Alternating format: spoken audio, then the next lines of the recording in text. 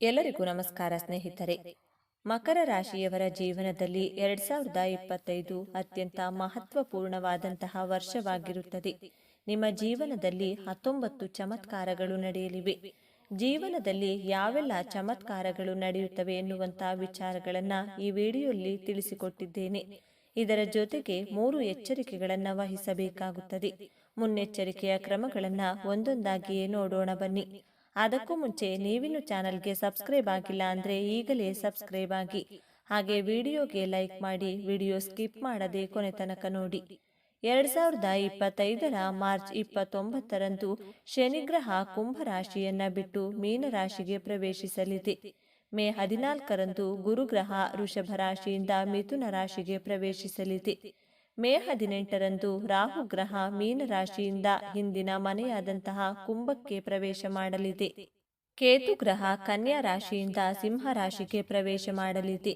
ಈ 4 ಗ್ರಹಗಳು ನಿಮ್ಮ ಜೀವನದಲ್ಲಿ ಬಹಳ ಪ್ರಮುಖವಾದಂತಹ ಪಾತ್ರವನ್ನು ವಹಿಸಲಿದೆ. 2025ನೇ ವರ್ಷದಲ್ಲಿ ಮಕರ ರಾಶಿಯವರಿಗೆ 2025 ಮಾರ್ಚ್ 29ಕ್ಕೆ ಶನಿಯ ಸಾಡೆ ಸಂಪೂರ್ಣವಾಗಿ ಮುಕ್ತಾಯಗೊಳ್ಳುತ್ತದೆ.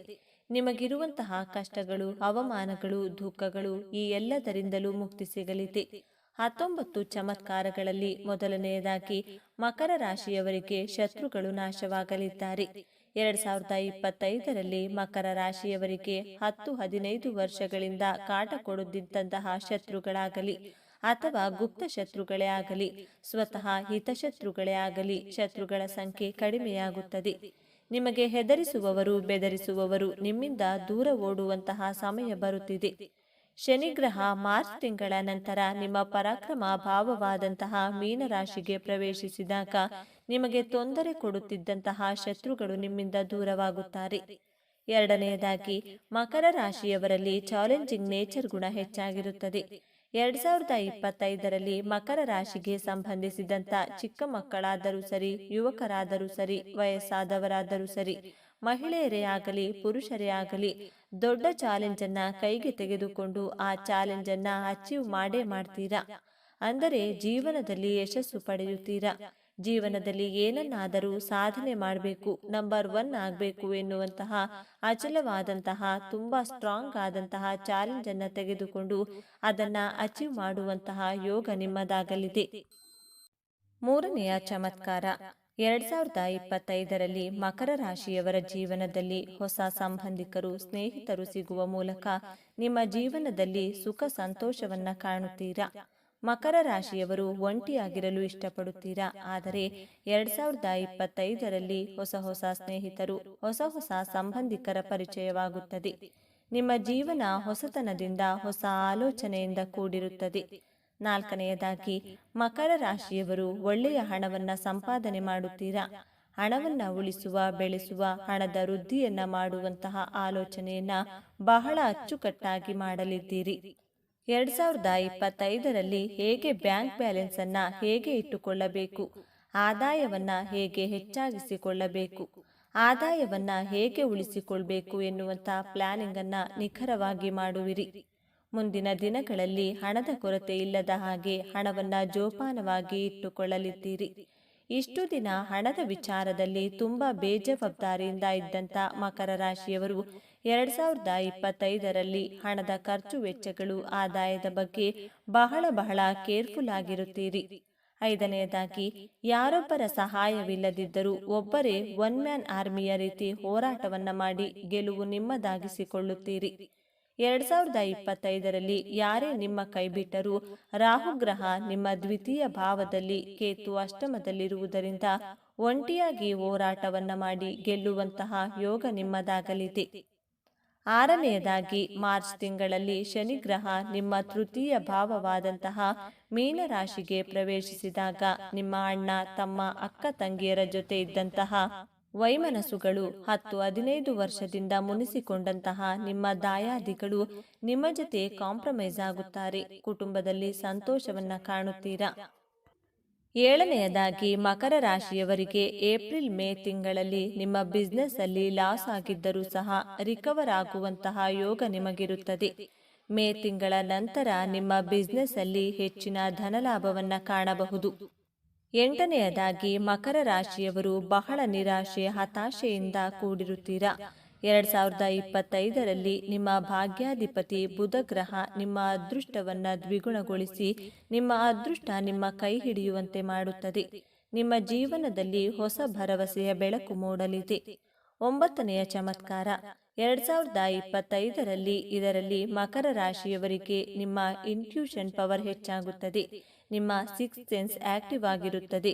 ಈ 7.5 ವರ್ಷದಲ್ಲಿ ಪೂರ್ವಪರ ಯೋಚನೆ ಮಾಡದೆ ಇನ್ವೆಸ್ಟ್ ಮಾಡಿರುತ್ತೀರಾ. ಆದರೆ 2025ರಲ್ಲಿ ಬಹಳ ಕೇರ್ಫುಲ್ ಆಗಿ ಯೋಚಿಸಿ ನಿಮ್ಮ ಸಿಕ್ಸ್ ಸೆನ್ಸ್ ಅನ್ನ ಆಕ್ಟಿವ್ ಮಾಡ್ಕೊಳ್ತೀರಾ. ಫ್ಯೂಚರ್ ಬಗ್ಗೆ ರೋಡ್ ಮ್ಯಾಪ್ ಅನ್ನ ರೆಡಿ ಮಾಡಿಕೊಳ್ಳುತ್ತೀರಾ. ಮಕರ ರಾಶಿಯವರು ಯಾರಾದರೂ ಆಸ್ಟ್ರಾಲಜರ್ ಆಗಿದ್ರೆ ನಿಮ್ಮ ಇಂಟ್ಯೂಷನ್ ಪವರ್ ಇನ್ನಷ್ಟು ಹೆಚ್ಚಾಗುವಂತ ಸಾಧ್ಯತೆಗಳು 2025ರಲ್ಲಿ ನಿಮಗಿರಲಿದೆ. 10ನೆಯದಾಗಿ ನಿಮ್ಮ ಸುತ್ತಮುತ್ತ ನಿಮ್ಮ ಕುಟುಂಬದವರು ನಿಮಗೆ ಮೋಸ ದ್ರೋಹ ಮಾಡಿದ್ರೆ ಅದನ್ನು ಬಹಳ ಈಸಿಯಾಗಿ ಕಂಡು ಹಿಡಿಯುತ್ತೀರಾ. ಶನಿಯ ಸಾಡೆ ಸಾತಿಯಲ್ಲಿ ಯಾರು ಒಳ್ಳೆಯವರು ಯಾರು ಕೆಟ್ಟವರು, ಯಾರು ನಿಮ್ಮವರು ಯಾರು ನಿಮ್ಮವರಲ್ಲ ಎನ್ನುವಂತಹ ಪಾಠವನ್ನ ಕಲಿತಿರುತ್ತೀರಿ. ಇದರ ಪ್ರತಿಫಲವಾಗಿ ಯಾರೇ ನಿಮ್ಮ ಜೊತೆ ಮೋಸ ಮಾಡಲು ಬಂದ್ರೂ ಮೊದಲೇ ಅದನ್ನ ಕಂಡುಹಿಡಿದು ಬಹಳ ಎಚ್ಚರಿಕೆಯಿಂದ ನಿಭಾಯಿಸುತ್ತೀರಾ.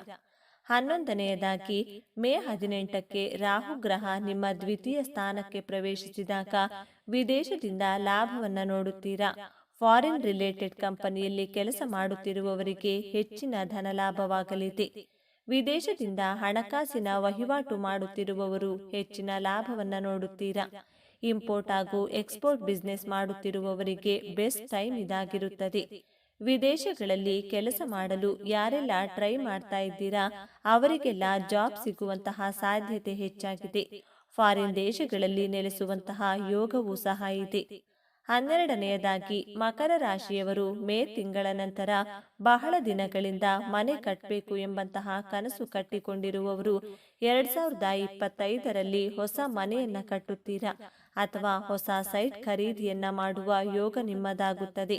ಹೌಸ್ ಲೋನ್ ಅನ್ನ ತೆಗೆದುಕೊಂಡಾದರೂ ಸರಿ ಮನೆಯನ್ನ ಕಟ್ಟುತ್ತೀರಿ. 13ನೆಯದಾಗಿ ಮಕರ ರಾಶಿಯವರು ಸೋಷಿಯಲ್ ಮೀಡಿಯಾದಲ್ಲಿ ಕೆಲಸ ಮಾಡುತ್ತಿದ್ರೆ, ಯೂಟ್ಯೂಬ್ ಅಲ್ಲಿ ಕೆಲಸ ಮಾಡುತ್ತಾ ಇರುವವರು, ಇನ್ಸ್ಟಾಗ್ರಾಮ್ ಫೇಸ್ಬುಕ್ ಟೆಲಿಗ್ರಾಮ್ ಅಲ್ಲಿ ಆಕ್ಟಿವ್ ಆಗಿರುವವರು 2025ರಲ್ಲಿ ನಿಮ್ಮ ಆದಾಯ ಹಾಗೂ ನೇಮ್ ಅಂಡ್ ಫೇಮ್ ಸಿಗುವಂತಹ ವರ್ಷವಾಗಿದೆ. 14ನೆಯದಾಗಿ ಮಕರ ರಾಶಿಯವರು ಸರ್ಕಾರಿ ನೌಕರಿಯಲ್ಲಿದ್ದು ಕಾರಣಾಂತರಗಳಿಂದ ಕೆಲಸದಿಂದ ಸಸ್ಪೆಂಡ್ ಆಗಿದ್ರೆ, ನಿಮ್ಮ ಮೇಲೆ ದೊಡ್ಡ ಆರೋಪವನ್ನ ಹೊರಿಸಿ ಕೆಲಸದಿಂದ ತೆಗೆದುಹಾಕಿದ್ರೆ ಮತ್ತೆ ನಿಮ್ಮ ಮೇಲಿನ ಆರೋಪಗಳು ಸುಳ್ಳು ಅಂತ ಸಾಬೀತಾಗಿ ಮತ್ತೆ ಕೆಲಸ ಸಿಗುವಂತಹ ಚಮತ್ಕಾರಗಳು ನಡೆಯಲಿವೆ. 2025ರಲ್ಲಿ 15ನೆಯದಾಗಿ ನಿಮಗೆ ಮಕರ ರಾಶಿಯವರಿಗೆ ಅನಾರೋಗ್ಯ ಸಮಸ್ಯೆಗಳಿದ್ರೆ ಒಳ್ಳೆಯ ಟ್ರೀಟ್ಮೆಂಟ್ ಸಿಗುವುದರ ಮೂಲಕ ನಿಮ್ಮ ಕಾಯಿಲೆಗಳು ಸಂಪೂರ್ಣವಾಗಿ ಗುಣವಾಗುತ್ತದೆ. ಉತ್ತಮ ಆರೋಗ್ಯವಂತರಾಗಿರುತ್ತೀರಾ. 16ನೆಯದಾಗಿ ಮಕರ ರಾಶಿಯವರಿಗೆ ಜೂನ್ ಜುಲೈ ತಿಂಗಳಲ್ಲಿ ನಿಮ್ಮ ಸಾಲಗಳನ್ನ ಸಂಪೂರ್ಣವಾಗಿ ತೀರಿಸುತ್ತೀರಾ. ಸಾಲಗಳಿಂದ ಮುಕ್ತಿ ಹೊಂದುವಂತಹ ಚಮತ್ಕಾರವಾಗುತ್ತದೆ. 17ನೆಯದಾಗಿ ಮಕರ ರಾಶಿಯವರ ಕೆಲಸ ಹಾಗೂ ಬಿಸ್ನೆಸ್ ಅಲ್ಲಿದ್ದಂಥ ಅಡೆತಡೆಗಳು ತೊಂದರೆಗಳು ಎಲ್ಲವೂ ಕಡಿಮೆಯಾಗಿ ನಿಮ್ಮ ಜಾಬ್ ಹಾಗೂ ಬಿಸ್ನೆಸ್ಗಳು ಬಹಳ ಚೆನ್ನಾಗಿ ನಡೆಯುವುದರ ಮೂಲಕ ನೆಮ್ಮದಿಯ ವರ್ಷವಾಗಿರುತ್ತದೆ. 18ನೆಯದಾಗಿ ಮಕರ ರಾಶಿಯವರು ಜಾಬಲ್ಲಿ ಪ್ರಮೋಷನ್ಗಾಗಿ ಅಥವಾ ಟ್ರಾನ್ಸ್ಫರ್ಗಾಗಿ ಟ್ರೈ ಮಾಡ್ತಿದ್ರೆ 2025 ಬೆಸ್ಟ್ ಟೈಮ್ ಅಂತ ಹೇಳ್ಬೋದು. ನಿಮ್ಮ ಜಾಬಲ್ಲಿ ಟ್ರಾನ್ಸ್ಫರ್ ಆಗುತ್ತೆ ಹಾಗೂ ಜಾಬಲ್ಲಿ ಪ್ರಮೋಷನ್ಗಳಾಗುತ್ತದೆ. 19ನೆಯದಾಗಿ ಮಕರ ರಾಶಿಯವರ ಮಕ್ಕಳು ಅವರ ವಿದ್ಯಾಭ್ಯಾಸದಲ್ಲಿ ಒಳ್ಳೆಯ ಅಚೀವ್ಮೆಂಟ್ ಮಾಡಿ ನೀವು ಹೆಮ್ಮೆ ಪಡುವಂತೆ ಮಾಡುತ್ತಾರೆ. ತಂದೆ ತಾಯಿಗೆ ಒಳ್ಳೆಯ ಹೆಸರನ್ನ ತಂದು ಕೊಡುತ್ತಾರೆ. ಮಕರ ರಾಶಿಯವರು ಯಾವ ವಿಚಾರಗಳಲ್ಲಿ ಎಚ್ಚರಿಕೆಯಿಂದ ಇರಬೇಕು ಎಂದು ನೋಡೋಣ. 2025 ಮಾರ್ಚ್ 29ರಿಂದಲೇ ಮೇ 18ರವರೆಗೂ ಶನಿ ಹಾಗೂ ರಾಹು ಗ್ರಹದ ಸಂಯೋಗದಿಂದ ನಿಮ್ಮ ಅಣ್ಣ ತಮ್ಮಂದಿರ ಜೊತೆ ಜಗಳವಾಗಬಹುದು. ಸ್ವಲ್ಪ ಸಮಾಧಾನವಾಗಿರಿ. ಶನಿ ಹಾಗೂ ರಾಹು ಗ್ರಹ 2 ತಿಂಗಳು ಮೀನ ರಾಶಿಯಲ್ಲಿದ್ದಾಗ ನೀವು ಬಹಳ ಕೇರ್ಫುಲ್ ಆಗಿ ಇರಬೇಕಾಗುತ್ತದೆ. ಮೇ ತಿಂಗಳ ನಂತರ ಎಲ್ಲವೂ ಸರಿ ಹೋಗುತ್ತದೆ. ಈ ಸಮಯದಲ್ಲಿ ಹಣದ ಹೂಡಿಕೆಯನ್ನ ಮಾಡಬೇಡಿ. ಹಣಕಾಸಿನ ವಿಚಾರದಲ್ಲಿ ಎಚ್ಚರಿಕೆಯಿಂದ ಇರಬೇಕಾಗುತ್ತದೆ. 2025 ಮೇ 14ರ ನಂತರ ಗುರುಗ್ರಹ ಮಿಥುನ ರಾಶಿಗೆ ಪ್ರವೇಶಿಸಿದಾಗ ಸ್ತ್ರೀಯರಿಂದ ಮಹಿಳೆಯರಿಂದ ನಿಮಗೆ ತೊಂದರೆಗಳು ಅಪವಾದಗಳು ಬರುವಂತಹ ಚಾನ್ಸಸ್ ಇರಲಿದೆ. ಆದ್ದರಿಂದ ಹೆಣ್ಣು ಮಕ್ಕಳ ವಿಚಾರದಲ್ಲಿ ಮೇ ತಿಂಗಳ ನಂತರ ಬಹಳ ಕೇರ್ಫುಲ್ ಆಗಿರಬೇಕಾಗುತ್ತದೆ. ಗುರುವಾರ ದಿನ ಹಳದಿ ವಸ್ತ್ರವನ್ನ ದಾನ ಮಾಡುವುದರಿಂದ ಈ ಅಪವಾದದಿಂದ ಮುಕ್ತಿಯನ್ನ ಹೊಂದಬಹುದು. ಮಕರ ರಾಶಿಯವರಿಗೆ ಜನವರಿ, ಫೆಬ್ರವರಿ ಮತ್ತು ಮಾರ್ಚ್ ತಿಂಗಳಲ್ಲಿ ನಿಮ್ಮ ವೈವಾಹಿಕ ಜೀವನದಲ್ಲಿ ವೈಮನಸ್ಸುಗಳು, ಮಿಸ್ಅಂಡರ್ಸ್ಟ್ಯಾಂಡಿಂಗ್ಗಳು ಇದ್ದೇ ಇರುತ್ತವೆ. ಆತುರಪಟ್ಟು ಡಿವೋರ್ಸ್ಗಾಗಿ ಅಪ್ಲೈ ಮಾಡಲು ಹೋಗಬೇಡಿ. ಮಾರ್ಚ್ ತಿಂಗಳ ನಂತರ ನಿಮ್ಮ ವೈವಾಹಿಕ ಜೀವನದಲ್ಲಿ ಇದ್ದಂತಹ ವೈಮನಸ್ಸುಗಳು, ಮಿಸ್ಅಂಡರ್ಸ್ಟ್ಯಾಂಡಿಂಗ್ಗಳು ದೂರವಾಗುತ್ತವೆ. ಆತುರದಿಂದ ನಿರ್ಧಾರವನ್ನ ತೆಗೆದುಕೊಳ್ಳಬೇಡಿ, ಸಮಾಧಾನವಾಗಿರಿ. ಮಕರ ರಾಶಿಯವರು 2025ರಲ್ಲಿ ಸಮಯವನ್ನ ವ್ಯರ್ಥ ಮಾಡದೆ ಒಂದೊಂದು ದಿನವನ್ನು, ಒಂದೊಂದು ಕ್ಷಣವನ್ನು ನಿಮ್ಮ ಜೀವನದಲ್ಲಿ ಸಾಧನೆಗೋಸ್ಕರ ಅದನ್ನ ಸದುಪಯೋಗ ಪಡಿಸಿಕೊಳ್ಳಿ. 2025ರಲ್ಲಿ ಮಕರ ರಾಶಿಯವರ ಜೀವನದಲ್ಲಿ ಭರವಸೆಯ ಬೆಳಕು ಮೂಡಲಿ ಎಂದು ಹಾರೈಸುತ್ತಾ ಈ ವಿಡಿಯೋವನ್ನ ಮುಗಿಸೋಣ. ಈ ವಿಡಿಯೋ ನಿಮಗೆ ಇಷ್ಟ ಆಗಿದೆ ಅಂತ ಭಾವಿಸ್ತಾ ಇದ್ದೇನೆ. ಇಷ್ಟ ಆಗಿದ್ರೆ ನಮ್ಮ ಚಾನೆಲ್ನ ತಪ್ಪದೆ ಸಬ್ಸ್ಕ್ರೈಬ್ ಮಾಡಿಕೊಳ್ಳಿ.